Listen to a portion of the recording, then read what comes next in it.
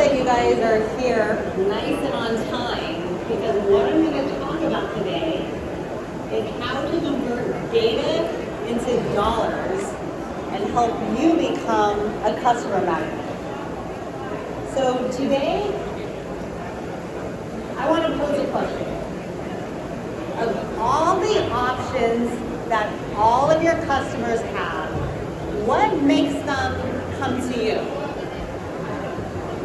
And as you think about that, the answer of why they come to you versus anyone else is the secret of bringing loyalty and repeat customers to drive your business. So today we're going to talk a little bit about how consumers make decisions to purchase from you based on rational and emotional information, and what those signals are, what's the neurochemistry behind it, and more importantly, how you can use technology to find that emotional and logical information to drive your business. So first, let's do a little example. Let's do a little exercise.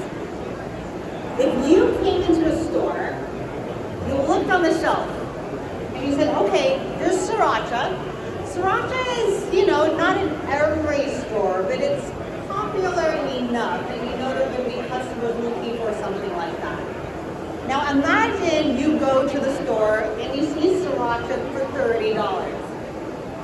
And you think, that's kind of expensive. I wonder how much it normally is. So what would you do? Yes, Google search to see where else you could buy it and what those prices are. So pretend you go on Google, you go on Amazon, and you realize, wait a minute, I can get sriracha for $5. Which one would you buy? Would you pay the $30 or will you wait a couple hours and buy the $5? $5. Who here would pay $30 for the expensive one? Nobody, right? Why? We're rational creatures. We know it's the same product. Logically, same product, different price, you're going for the cheapest option. So that's an example of rational data. But imagine you're a new parent. Imagine if your first child, you've done all the research to see what's best for your child, and you look at, for example, what's the best preschools and also what's the best food for your child. And you see these rankings of different foods, and pretend as a new parent, wanting to do the best for your child, you see that somebody had done a ranking of this brand, which is organic, minimal temperatures, and then they rank from best to worst, and they rank another one as bad. Now, it's not poisonous, it's on the shelf, but it's considered bad. You go to the store, intending on buying the good one, and you see it's double the price. Who here would buy the organic for double the price? Who here would buy the cheaper one for half the price? Why? Because I don't believe in organic. Don't believe in organic. How about you? Same. How about you guys? Buy the expensive one. Okay. So see, there's a variation. Why would you buy the expensive one? Your child what? Quality. Yes, quality for your child. Absolutely. See, there we see already a differentiation of customer segments. Some are looking just rationally at the price. Some are having an emotional pull of why to pay more. Last example. Pretend you're on your honeymoon and you're holding hands with your partner and you're in Paris and you're walking down this cobblestone street and you smell something that smells like croissants. And then you walk a little closer and you see all these Parisians waiting outside at this bakery. And you look at each other and think, this might be the best croissant place of all of Paris. So you keep on walking, you see this whole line of people, and next door to that store, there's a grocery store. And in that grocery store, you go into the package section, you see all the breads, and you see packaged croissants. And then you pick it up, okay, it's packaged, you flip it over, it's made in England. So you're kind of wondering, which one do I buy? Now, the packaged croissant was $1. And the freshly baked croissant in the best bakery of all of Paris was $50. Which one would you buy?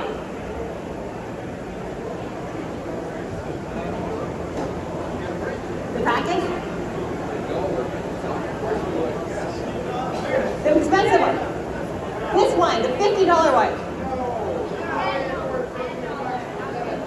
Not 50. What about you guys? Not for 50, but for 5. For 5? Oh, you are a good savvy buyer. What if this was 25? What about 10? Yes? Maybe. Who would say no for 10 versus 1? Why would you be willing to pay 10? It's fresh. There's a quality aspect. What about the fact you're on your honeymoon? This is the best place in all of Paris? Would that drive your decision? If you can smell the freshness of it, would that drive your decision? Yes. So you see here, we are all consumers, and just like all your customers, there's a blend of rational and emotional factors to draw people in. And as you see here, the emotional pool is what kind of allows the pricing to go a little up, because it's not just the price that people are using for their decision making. So today I want to talk a little bit about the neuroscience behind that decision making and how you can use that information and use technology tools so that you can optimally sell for your business. So as we see here, the key to effective marketing strategies, the key to enhance customer experience is really the blend between heart and mind. Today, to summarize, I'm going to introduce how consumers make decisions based on rational and emotional decision factors.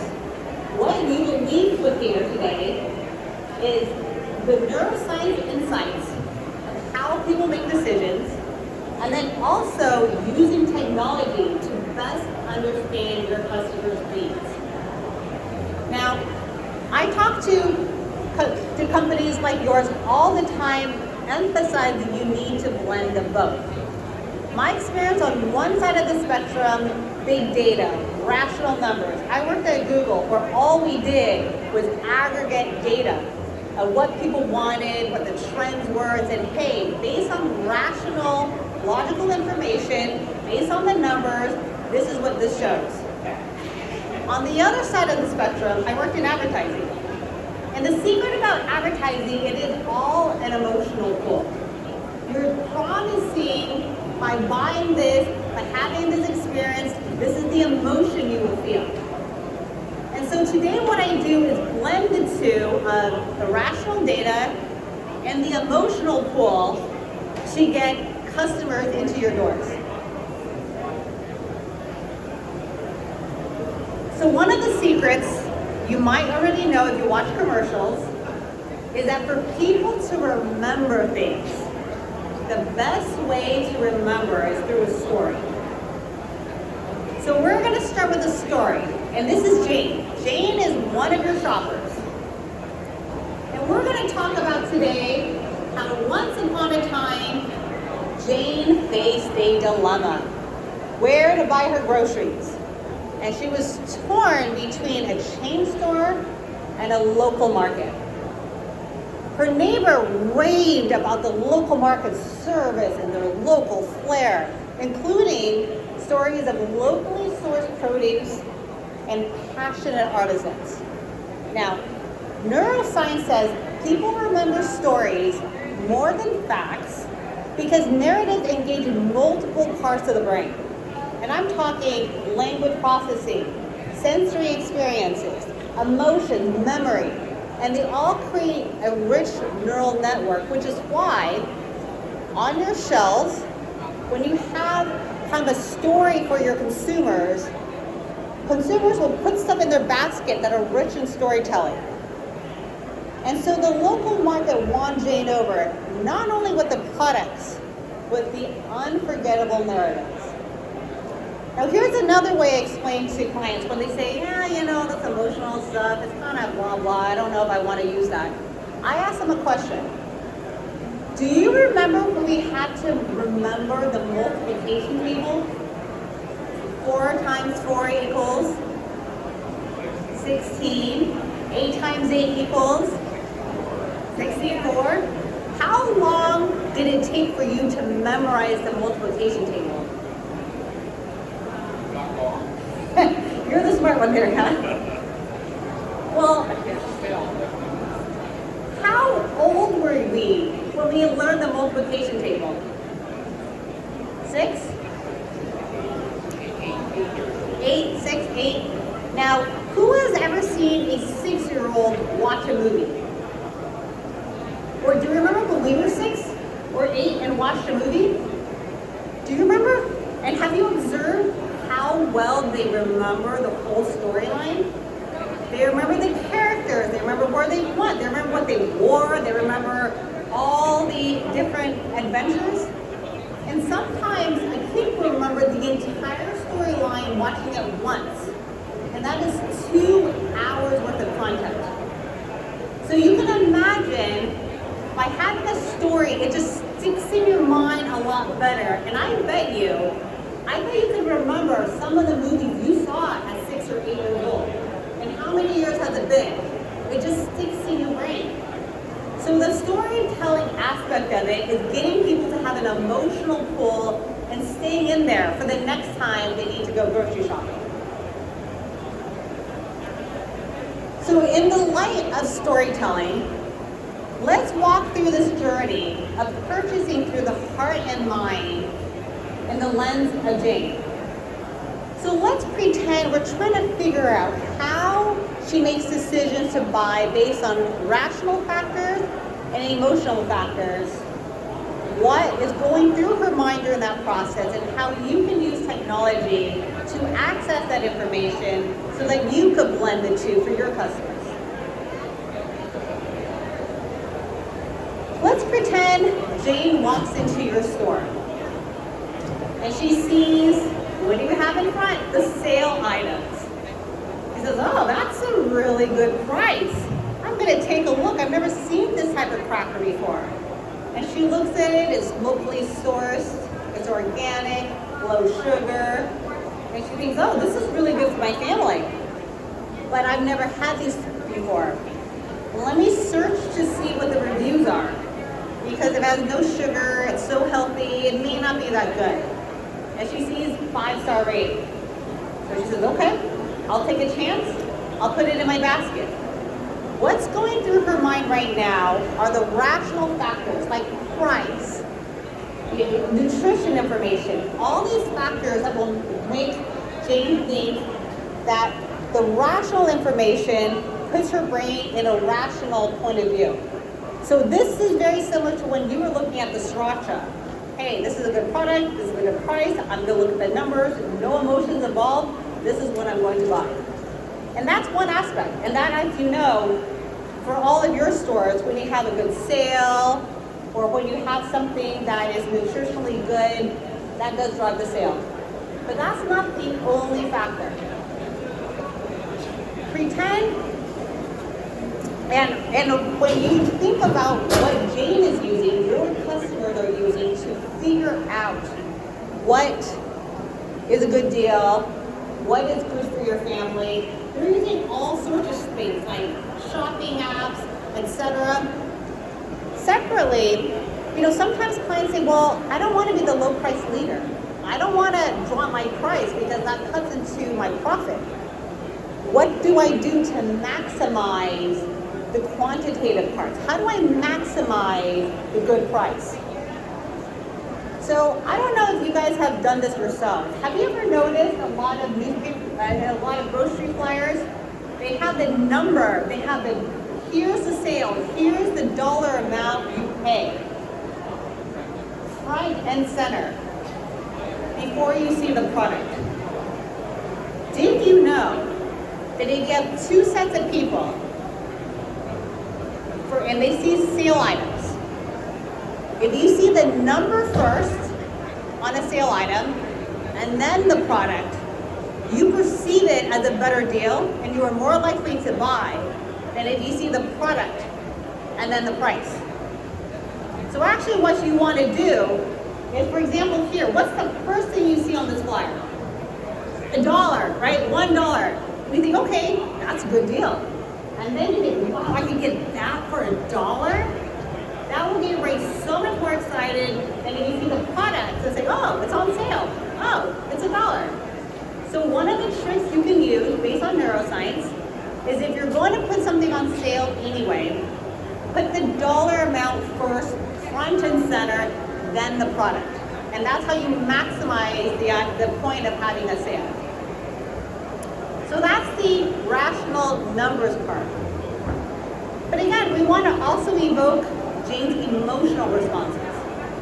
So let's pretend Jane already put that sale product in her basket. She turns to the left, and then she realizes, wait, I smell lemons. I smell really fresh lemons. And she walks into the produce section, and it's brightly lit, it looks fresh, everything looks fresh, and she sees these big yellow lemons. She picks one up, smells it, and says, this is how it smelled when I picked lemons with my grandma, and I made lemonade. Do you think she's gonna look at the price, or do you think she's gonna say, you know what? I haven't made lemonade in a long time. I'm just gonna put it in my basket. Which of the two do you think she'll just put it in her basket, or she's gonna nickel and dime how much it costs? Put it right in the basket. How many of you have said, oh my goodness, this reminds me of something in the past. Oh my goodness, I'm in love with this product. You just put it right in your basket. Are you sensitive to price? Maybe less, because now you have the emotional pull. So some of the tricks for an emotional pull with your customers are, number one, packaging. Now we know that we've been walking around here and we think, oh, this looks nice, I'm gonna try this. The presentation and the packaging is critical, not only for your stores, but it's also the experience of people walking into your store. Is it brightly lit? Does it feel like an experience that your customers want to have as they shop in your store? But also, if you look at the trends of what people care about, another one is sustainability. People want to know you have recycled products, it's ethically sourced. Additionally, have you guys walked into a store where it just smells bad? Do you want to buy food from a place that smells bad? No. The food can be fresh, it can be good, but you just kind of don't want to buy it from there. So another emotional pull is having it look good, smell good. The sensories will infer that it's nice and fresh. And if you think about some of the stores that we all shop at, some of the more high-end, a little pricier stores, they have a certain feel about them when you go in. You feel like you're having an elevated experience, even though the products might be the same as the products in other stores. And then lastly, nostalgia. Now, again, Jane just went and bought those lemons. She didn't care how much it cost because it reminded her of her past. And you'll see now in stores, sometimes you have things from your childhood and you think, wait a minute, I remember Care Bears or some of these other nostalgic remnants from the 80s and 90s, because people know if you become nostalgic, you're more apt to buy.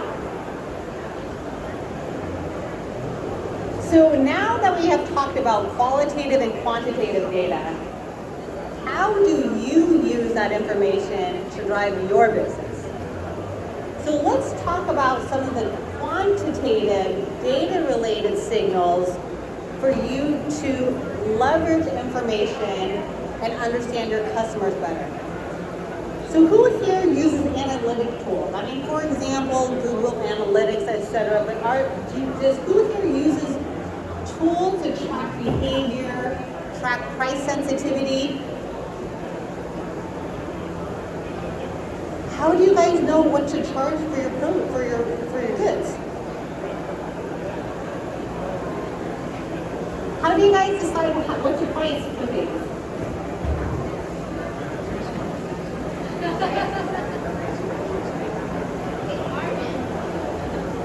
So you get spreadsheets? But do you do price? Do you do benchmarks?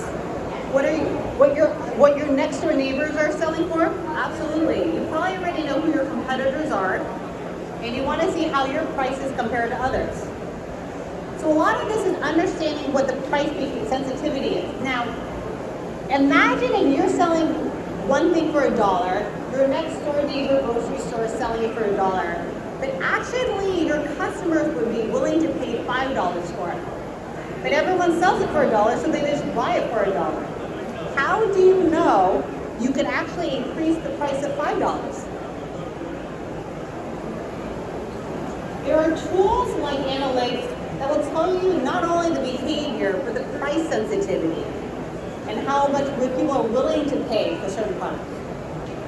Another thing is social media. Who here has been tracking social media to see what's popular, how well people are resounding to different types of promotions, different kind of programs for people to kind of share with their friends of different products? Who here listens to social media or looks on social media? What do you look for on social media? Engagement. Yes, yes.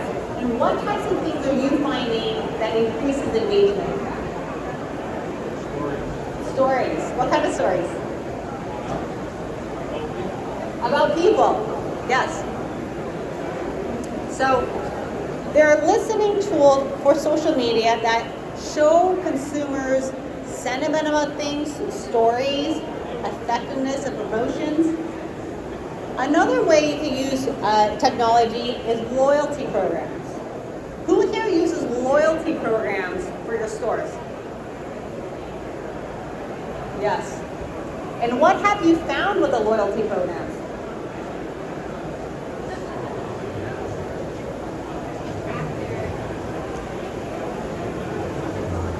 Track their behavior, track what they like, track who's buying what. How about here? Similar? How about you guys?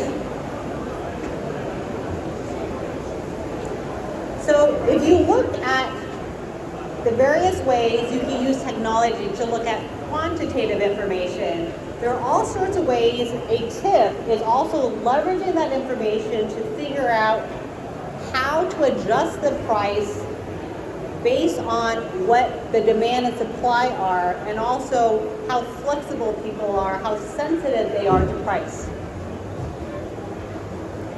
So that's quantitative.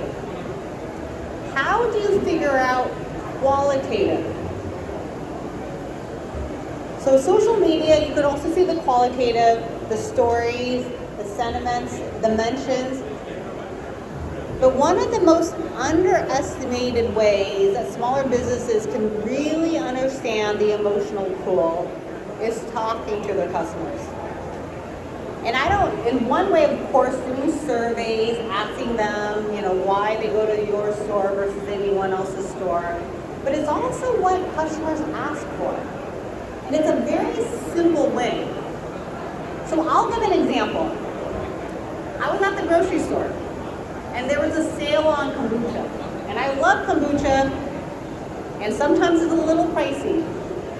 So I look at the line of kombucha, and I realize it's on sale all week, but my favorite flavor is completely sold out. All the other flavors are there, just not the flavor I want.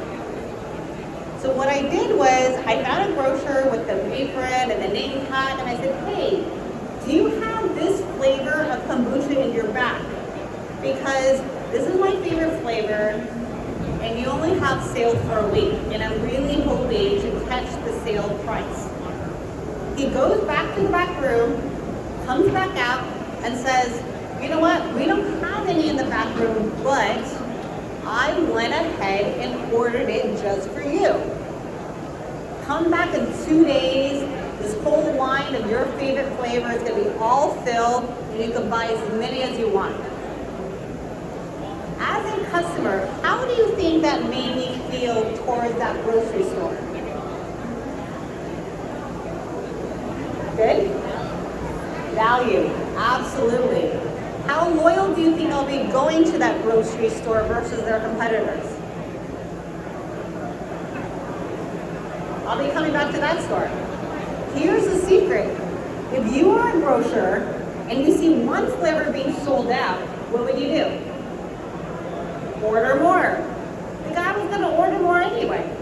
But having that personal touch of saying, hey, I hear you. You want this? I'll get this for you. It creates loyalty and that emotional bond, but it's also great intelligence for the grocer to know what to stock in their store. So it's talking to the customers, making them feel valued, but also really listening of, hey, if I order more of this, people will buy. It's a great way of building that relationship with your customers. And then last thing related to this too, if you have things that are visually appealing, it looks nice. It also activates the brain related to positive emotions. So as you go in and you see it looks nice, you feel good when you're there, you're going to associate with positive emotions. So to wrap up, data will drive dollars, which allows you to become a customer magnet. And you do that with rational and emotional signals to get the customer to buy. Now, there's technology that you can use to track what the emotional, what the rational data points are and integrating it together. And by doing so, not only are you creating loyalty to the customers coming into your store, but it also informs the marketing and all the other engagements you have with your customers. Thank you.